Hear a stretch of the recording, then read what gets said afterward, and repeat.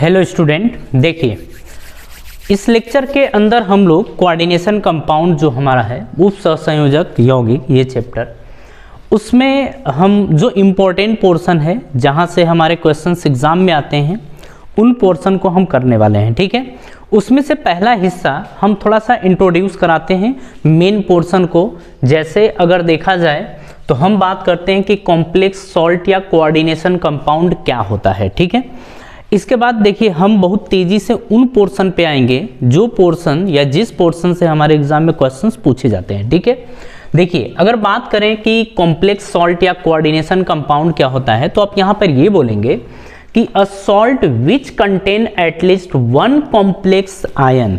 ठीक है, इसे हम क्या बोलते हैं, कॉम्प्लेक्स सॉल्ट बोलते हैं या कोऑर्डिनेशन कंपाउंड बोलते हैं। या इसी को अब देखिए कॉम्प्लेक्स आयन की बात करें तो which does not dissociate further इस कॉन्स्टिट्यूएंट आयंस इन वाटर। मतलब हम कॉम्प्लेक्स आयन को बोलते हैं जो फर्दर वाटर में ब्रेक ना हो सकें। ठीक है, फर्दर वाटर में ब्रेक ना हो सकें उन्हें हम क्या बोलते हैं, कॉम्प्लेक्स आयन बोलते हैं। जस्ट लाइक आप देख सकते हैं यहाँ पर आपने देखा FeCN6 होल की पावर -4 है। अगर इसे वाटर के अंदर डिसॉल्व किया गया, डाला गया, तो आप देखेंगे कि ये Fe+2 और Cn- में ब्रेक नहीं होगा। मतलब ऐसा नहीं होता है, ये ब्रेक नहीं होता है। तो फिर ये ब्रेक नहीं होता है तो क्या होता है, तो ब्रेक इस वजह से नहीं होता है क्योंकि जो आप देख रहे हैं ये Cn और Fe ना, इनके बीच ये कोऑर्डिनेशन या कोऑर्डिनेट बॉन्ड बना होता है। कौन सा बॉन्ड होता है, कोऑर्डिनेट बॉन्ड बना होता है, जिसके कारण ये वाला हिस्सा ब्रेक नहीं होता है। बात समझ में आ रही है? चलिए ये चीज आप समझिएगा। अब देखिए terms use in coordination compound. Coordination compound के अंदर कुछ टर्म्स यूज होते हैं, हम उनके बारे में बात करें तो देखिए बोला है कि कोऑर्डिनेशन स्फीयर आखिर होता क्या है। ठीक है, तो हम बोलते हैं कि कोऑर्डिनेशन स्फीयर, देखिए जो आप ये वाला हिस्सा देख रहे हैं ना, इस वाले हिस्से को हम बोलते हैं कोऑर्डिनेशन स्फीयर। तो ये जो आप देखते हैं इसको बोलते हैं कोऑर्डिनेशन स्फीयर। बात समझ में आ रही है? अगर बात करें कि कोऑर्डिनेशन स्फीयर में होता क्या क्या है तो इसमें कम से कम दो चीज़ें होती हैं। एक होता है आपका जिसको हम बोलते हैं सेंट्रल एटम, एक होता है आपका सेंट्रल एटम। ठीक है, और दूसरा आपका होता है लिगेंड। तो लिगेंड एक भी हो सकता है और एक से ज़्यादा भी हो सकता है, बट अगर देखा जाए तो सेंट्रल एटम और लिगेंड होते हैं। सेंट्रल एटम और लिगेंड एक दूसरे से कोऑर्डिनेट बॉन्ड के थ्रू जुड़े होते हैं। बात समझ में आ रही है? हम बोलते हैं कि they are bonded with coordinate bond. तो आप बात कर रहे हैं इन दोनों की। तो आपने बोला कि जो सेंट्रल एटम है और जो सेंट्रल एटम और लिगेंड, अगर इन दोनों की हम बात करें तो हम बोलते हैं कि ये दोनों कोऑर्डिनेट बॉन्ड के थ्रू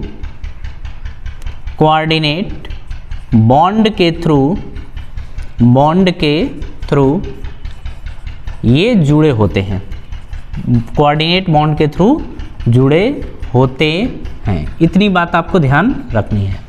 तो ये हम जो टर्म्स यूज करने वाले हैं वो फर्स्ट की बात हो रही है कि कोऑर्डिनेशन स्फीयर क्या होता है, ये चीज आप समझ गए। इस कोऑर्डिनेशन स्फीयर के अंदर दो चीजें होती हैं, सेंट्रल एटम और लिगेंड। बात समझ में आ रही है? चलिए बात कर लेते हैं कि सेंट्रल एटम क्या होता है। देखिए टाइम हमारा बचे इसके लिए हम सारी चीजें आपको लिख के दे रहे हैं ताकि टाइम थोड़ा कम लगे। सेंट्रल एटम की बात कर रहे हैं, it is generally metal atom which have vacant orbital so that they may accept lone pair from ligand. Central atom वो होता है जिसके पास क्या हो, वेकेंट ऑर्बिटल हो। ठीक है, और ये इलेक्ट्रॉन क्या करे, ये लोन पेयर एक्सेप्ट करे। किससे एक्सेप्ट करेगा, लिगेंड से। बात समझ में आ रही है? जरा इसको देखिए, generally transition metals are central atom. जो ट्रांजिशन मेटल्स होते हैं वही हमारे क्या होते हैं, सेंट्रल एटम होते हैं। It is Lewis acid. आपने देखा कि अगर इसके पास वेकेंट ऑर्बिटल यानी खाली डब्बा है तो ये किसकी तरह बिहेव करेगा, एज अ लुईस एसिड, यानी किसकी तरह, लुईस एसिड की तरह बिहेव करेगा। बात समझ में आ रही है? जरा इतने हिस्से को कॉपी करिए, तो फिर इसके बाद देखते हैं हम लोग। हाँ जी, चलिए नेक्स्ट टॉपिक को हम इसमें देखते हैं। नेक्स्ट टॉपिक आपका दे रखा है लिगेंड्स। हम ये समझेंगे कि लिगेंड्स क्या होते हैं। तो देखिए, it can donate lone pair to central atom. जो लिगेंड होता है वो सेंट्रल एटम को लोन पेयर डोनेट करता है। All Lewis bases are ligands but all the ligands are not Lewis acid. बोल रहा है कि all ligands are bases but all ligands are not Lewis base. कहने का मतलब है कि सभी के सभी बेस लिगेंड होते हैं, लेकिन सभी लिगेंड बेस नहीं हो सकते। जैसे आप बेंजीन को देखिए, बेंजीन एक लिगेंड तो है, लेकिन कहा जाए कि ये एक लुईस बेस है तो आप कहेंगे नहीं, ये लुईस बेस नहीं है। बात समझ में आ रही है? चलिए, अगर बात करते हैं लिगेंड की, तो हम ये देख लेते हैं कि लिगेंड को कितने कैटेगरी में डिवाइड किया गया है। तो देखिए, लिगेंड जो होता है वो आपका पॉजिटिव हो सकता है, निगेटिव हो सकता है और न्यूट्रल। इन तीनों में से कोई भी हो सकता है। अगर पॉजिटिव की बात करें तो आप NO+ देखिए, इसको बोला जाता है नाइट्रोसोनियम। निगेटिव अगर लिगेंड की बात करें, जस्ट लाइक आप Cl- देख रहे हैं, इसको बोला जाता है क्लोराइडो। क्या बोलते हैं? क्लोराइडो। अगर न्यूट्रल लिगेंड है, जैसे आप H2O ले लीजिए, इसको बोलते हैं एक्वा या एक्वो, आप ये बोल सकते हैं। दोनों में से आपको जो लिखना वो लिख सकते हैं, एक्वा लिख सकते हैं या एक्वो लिख सकते हैं, ठीक है। डी की बात करें, हम बात करें कि आउटर स्फेयर क्या होता है ना।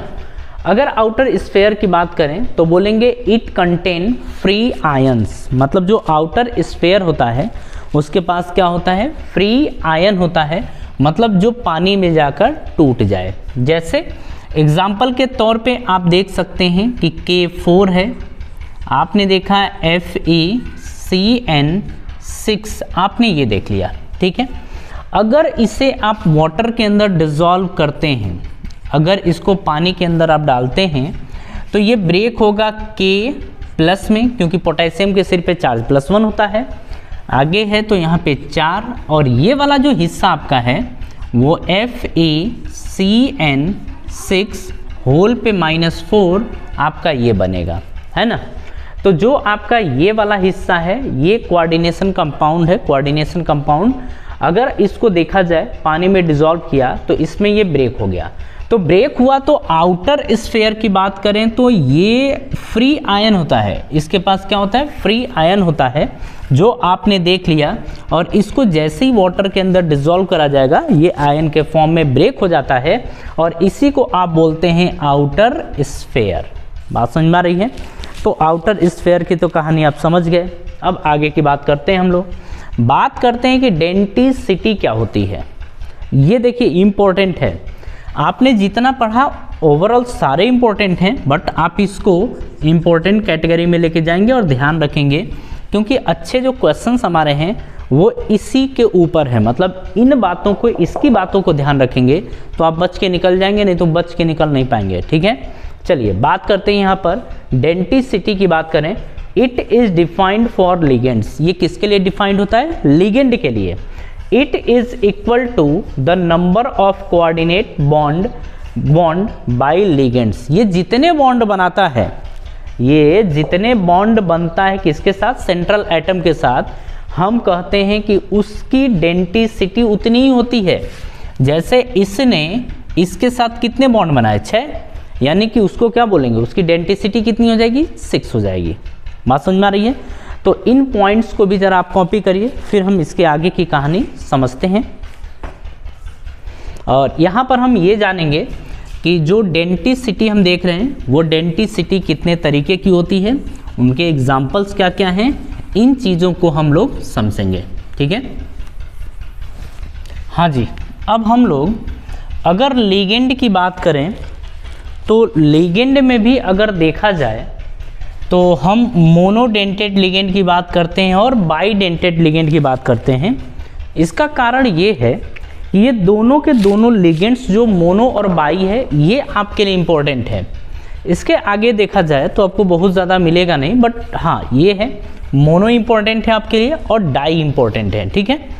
नाम में भी यही सब आएंगे, तो जो इम्पोर्टेंट आपके लिए हैं उनको हमने लिख दिया है। जैसे देखा जाए मोनोडेंटेड लिगेंड का मतलब क्या है, which form only one sigma bond, मतलब वो लिगेंड जो सेंट्रल एटम के साथ एक सिग्मा बॉन्ड बनाते हों उन्हें हम बोलते हैं मोनोडेंटेड लिगेंड। लाइक आप देख सकते हैं NH3, NH3 सेंट्रल एटम के साथ एक बॉन्ड बनाएगा, OH minus, Cl minus, Br minus, I minus, H2O भी एक ही बॉन्ड बनाता है, CO कार्बन मोनोऑक्साइड ये भी आपका सिंगल बॉन्ड ही बनाता है। अगर CN की बात करें साइनाइड तो ये भी आपका सिंगल बॉन्ड ही बनाता है। अगर यहाँ देखा जाए तो आप ऐसे कुछ देखते हैं C और O में, ठीक है ना।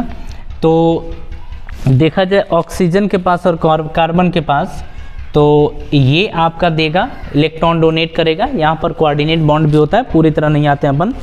यहाँ पर अगर देखा जाए CN में तो ये होता है आपका N, ठीक है, इस तरीके से। तो यहाँ पर कार्बन इलेक्ट्रॉन डोनेट करता है लेकिन एक ही बॉन्ड बनाएगा। अगर हम HCN की बात करें तो HCN में भी अगर देखा जाए तो S और ये C और ये N, तो यहाँ पर भी ये एक ही बॉन्ड बनाएगा, इसीलिए हम इसको बोलते हैं मोनोडेंटेड लिगेंड। देखिए हल्के में लेके मत चलिएगा, ठीक है।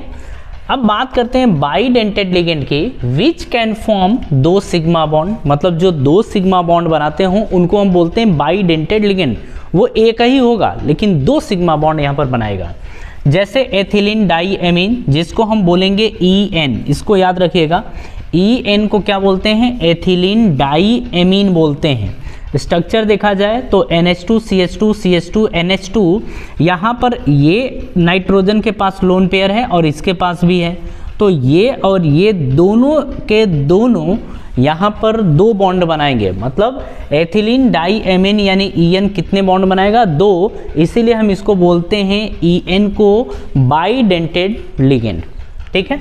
अगर हम बात करें ऑक्सालेट आयन की जिसको OX से दिखाएंगे, तो इसकी बात करें तो एक स्ट्रक्चर जैसे ये होता है C डबल बॉन्ड O, यहाँ पर ये सब होता है।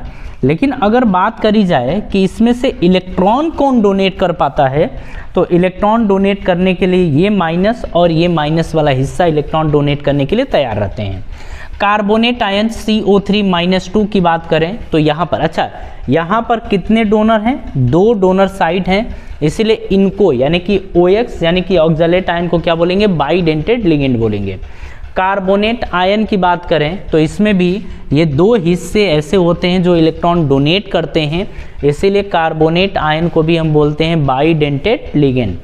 एसिटिल ये लिखा है एसिटिल एसीटोनेट ये लिखा है, और इसको आगे आयन भी लिख देते हैं। इसको हम दिखाते हैं AC से, इसका स्ट्रक्चर ये होता है।